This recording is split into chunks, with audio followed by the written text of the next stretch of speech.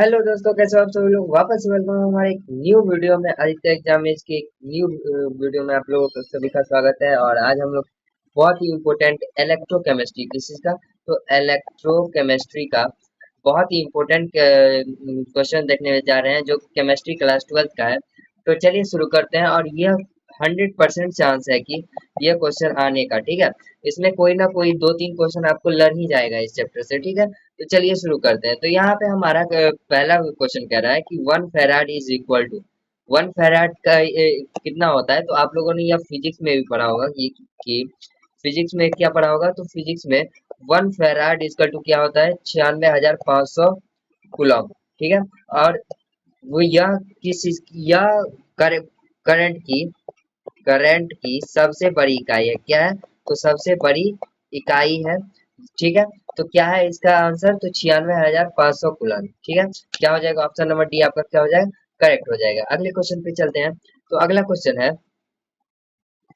130, ये वाला क्वेश्चन कह रहा है the electromotive force EMF. Electromotive force किसे कहते हैं, ईएमएफ। बैटरी में ये जो फोर्स होता है, ये मान लीजिए यहाँ पे कोई पॉइंट है, यहाँ पे कोई पॉइंट है, इसे ले जाने के लिए जो यूज होता है वो उसे ईएमएफ कहते हैं। क्या कहते हैं, ईएमएफ, ठीक है।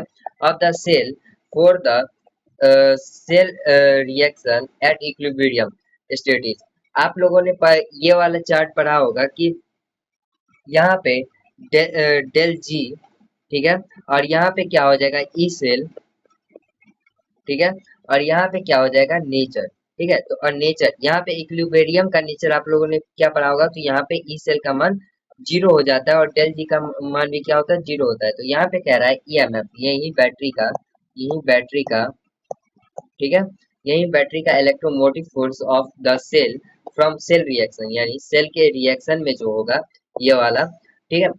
एट इक्विलिब्रियम, यानी इक्विलिब्रियम में, इक्विलिब्रियम का मान क्या होता है, इधर कोई फोर्स है इधर कोई फोर्स है, इन दोनों का नेट फोर्स अगर जो जीरो के बराबर हो जाए तो उसे हम क्या कहते हैं, इक्विलिब्रियम कहते हैं, ठीक है। तो यहाँ पे आंसर क्या हो जाएगा आपका, जीरो हो जाएगा, ठीक है। तो अगले क्वेश्चन पे चलते हैं। 137 द इलेक्ट्रोमोटिव फोर्स, सेम वही ईएमएफ। लगता है ये वाला क्वेश्चन फिर से आ गया है, सॉरी। तो इसका मान क्या हो जाएगा, जीरो हो जाए। अगले क्वेश्चन पे चलते हैं फिर, ठीक है। अगला क्वेश्चन कह रहा है the prevention of correction of iron by Z and coating is called. देखिए अब मैं यहाँ पे क्या बताने जा रहा हूँ, ध्यान से सुनिएगा, ठीक है। यह मान लीजिए यह एक बीकर है, यह भी बीकर है। इसमें कौन सा है, तो इसमें Cu कॉपर का है, ठीक है। और इसमें क्या है, तो ये Zn का है, ठीक है। और यहाँ पे या फिर सॉरी सॉरी, यहाँ पे क्या हो जाएगा, ये कोई बीकर है, ठीक है। और इन दोनों में क्या है, तो सॉल्यूशन भरा हुआ है, ठीक है।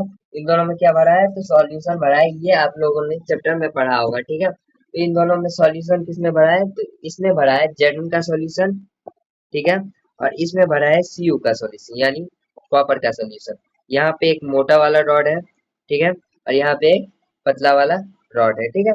और ये दोनों, और इन दोनों के बीच एक कौन सा लगा है, सॉल्ट ब्रिज लगा है। क्या है, तो सॉल्ट ब्रिज लगा है। इसे क्या कहते हैं, सॉल्ट ब्रिज कहते हैं, सॉल्ट ब्रिज, ठीक है, ठीक है। और फिर आगे क्या हो जाएगा, यह इससे जुड़ा हुआ है, ठीक है। यह क्या हुआ है, एक्सटर्नल सर्किट, ये क्या हो गया, एक्सटर्नल सर्किट। और ये क्या हो गया आपका, इंटरनल सर्किट। क्या हुआ, इंटरनल सर्किट, ठीक है। ये आपका इंटरनल सर्किट हो गया और ये आपका सॉल्ट ब्रिज हो गया, ठीक है। ये जो हो गया, तो यहाँ पे आप देखिए ये वाला एक्सटर्नल सर्किट है और ये वाला इंटरनल सर्किट है, ठीक है। तो अब आगे क्या होगा, कि आगे इसमें ZnSO4 का सॉल्यूशन, ZnSO4,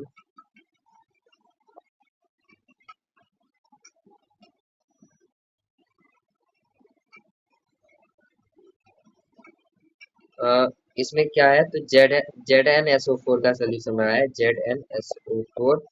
और इसमें CuSO, ठीक है। तो ये जो है इस रॉड से ये स्विच के द्वारा कनेक्टेड है, ठीक है। और यहाँ पे क्या है, क्या किया रहा है कि preservation of correction of iron by Zn coating is called. आप लोगों ने गैल्वेनिक करंट में पढ़ा होगा कि आप लोगों ने 10th में भी पढ़ा होगा कि किसी भी लोहे के रॉड को सड़न से बचाने के लिए उस पे क्या किया जाता है, पेंट किया जाता है, ठीक है। और ये जो है, यह इस पे, ये मैं क्यों बनाया हूँ वो भी मैं बता देता हूँ, ठीक है। और ये जो इसमें से जाके ये पूरे इस पे लग जाएगा, यहाँ पे ये जो निकलेगा तो इसमें से पूरे लग जाएगा, और इसमें से जेड एंड बाहर निकल जाएगा। तो यह जो इससे जो लगना है, इसे हम किसे क्या कहते हैं, तो इसे हम गैल्वेनिकरण कहते हैं। इसे हम क्या कहते हैं, तो इसे हम गैल्वेनिकरण कहते हैं। ऑप्शन नंबर क्या हो जाएगा, ए। आंसर क्या हो जाएगा, गैल्वेनिकरण, ठीक है। यह आपका आंसर हो गया। अगले क्वेश्चन की तरफ चलते हैं।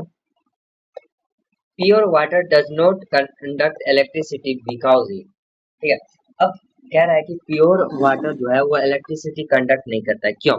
तो आपको मालूम होना चाहिए कि इलेक्ट्रिसिटी कंडक्ट करने के लिए, इलेक्ट्रिसिटी कंडक्ट करने के लिए फर्स्ट ऑफ ऑल आयन, एक मिनट, ये क्या हो जाएगा, आयन, और दूसरा क्या होना चाहिए, इलेक्ट्रॉन, ठीक है।